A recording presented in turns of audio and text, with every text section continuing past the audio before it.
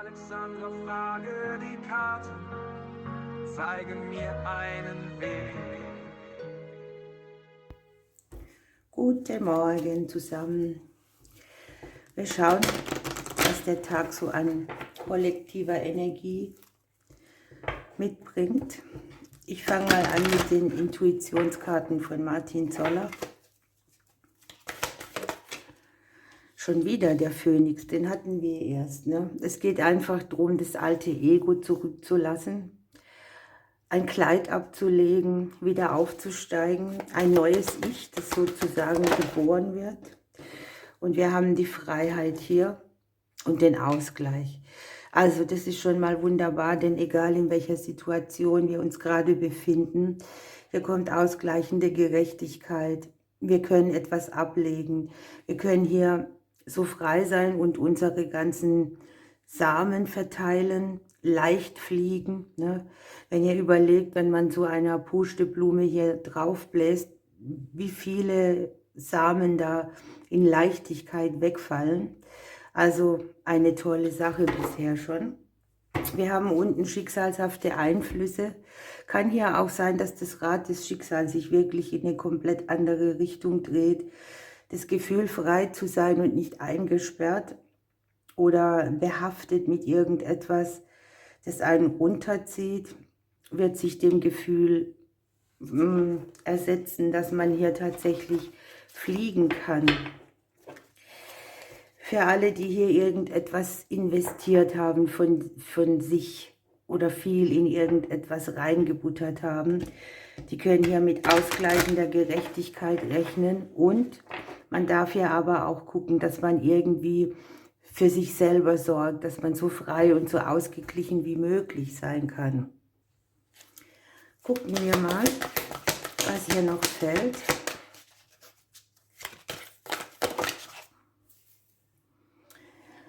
Ja, hier gibt es vielleicht so ein bisschen ungute Energien.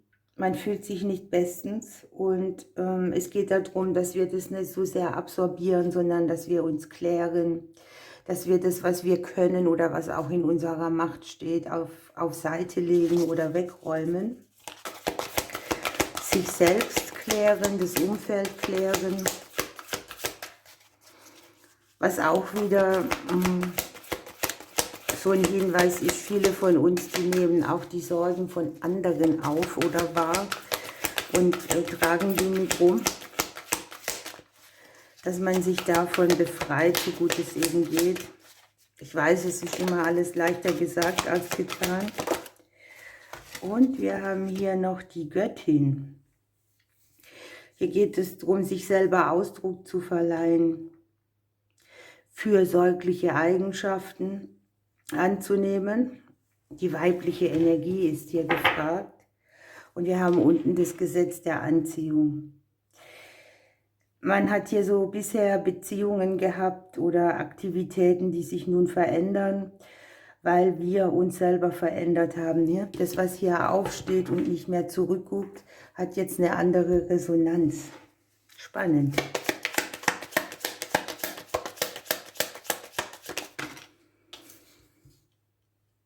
Das Verbundensein und trotzdem die Freiheit. Ein Ausgleich für Arbeit, die man an Beziehungsdingen getan hat.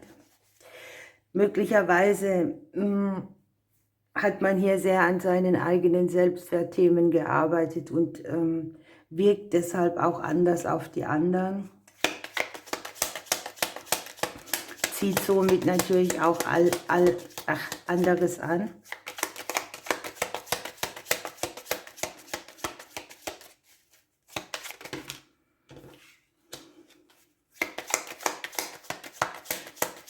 Verbindungen, die eine andere Qualität kriegen und das Gefühl, auch für sich selbst sorgen zu können.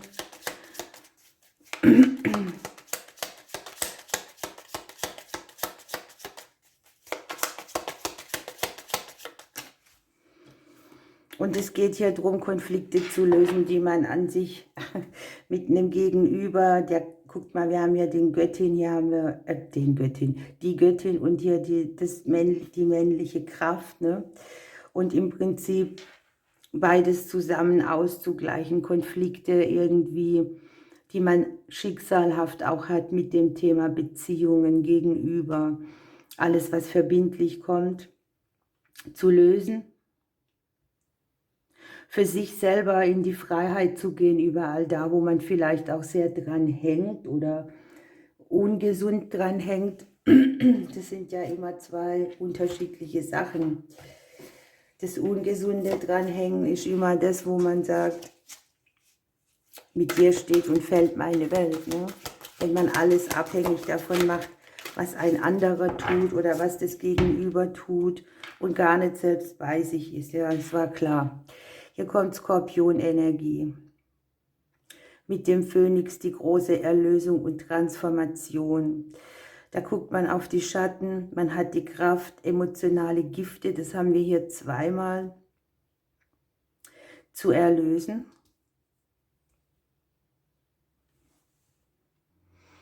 Ja, und es ist hier so schön passend, denn alles verläuft in Phasen und Kreisläufen. Und hier ist es eben so, dass man das Alte erlöst, damit das Neue kommen kann. Da befreit man irgendetwas, da sorgt man für sich. Und man folgt sozusagen dem normalen Kreislauf des Lebens auch. Ne? Skorpione, die sind dämmerungs- und nachtaktiv und können tatsächlich sehr lange ohne Nahrung auskommen. Und sie sind einfach gute Begleiter, wenn es so ein bisschen geht, in die Schattenwelt zu gucken, energieraubende Muster aufzulösen. Man kommt ja nicht rückwärts, ne? Man kann eben nur nach vorne gehen. Die Erinnerungen sind vielleicht da, Bilder, die einen unruhig machen. Vielleicht auch so Befürchtungen, dass wir nicht verzeihen können, dass wir wütig sind auf das Schicksal oder so, ne? Und da ist man auch sehr nach innen gewandt und versucht, sich den Schatten zu stellen. Man häutet sich, man erneuert sich. Und es geht auf zu unbekannten Ufern. Auf jeden Fall. Man lässt das Ego zurück und steigt in einem neuen gereinigten Kleid auf.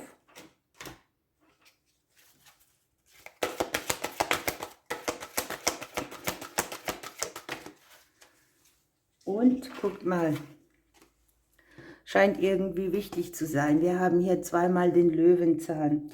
Der Löwenzahn hat sehr tiefe Wurzeln. Das ist auch tatsächlich so, wenn ihr mal einen rauszieht, seht ihr das. Und selbst die Wurzeln kann man nehmen, um irgendwelche Tees oder Gebräue zu machen. Das weiß ich von einer Bekannten von mir, die macht es. Und hier geht es einfach darum, einerseits die Energie der Erde zu haben, wo man gefestigt ist und trotzdem die Freiheit genießt oder hochfliegen kann. Sehr viel schicksalshafte Themen. Wir haben hier die Vorfahren, die Ahnen, die Erde. Also ein Konstrukt auch aus Verflechtungen irgendwie. Und alles, was gegenseitig so in uns existiert oder die Teile, die in uns sind, wollen hier einen Ausgleich finden, eine Erlösung und so ein bisschen das Gift rausnehmen aus Situationen, wo man sich vielleicht auch lange konfrontiert oder im Kreis gedreht hat. Ihr Lieben, ich wünsche euch einen wunderbaren Tag. Ich drücke euch bis morgen.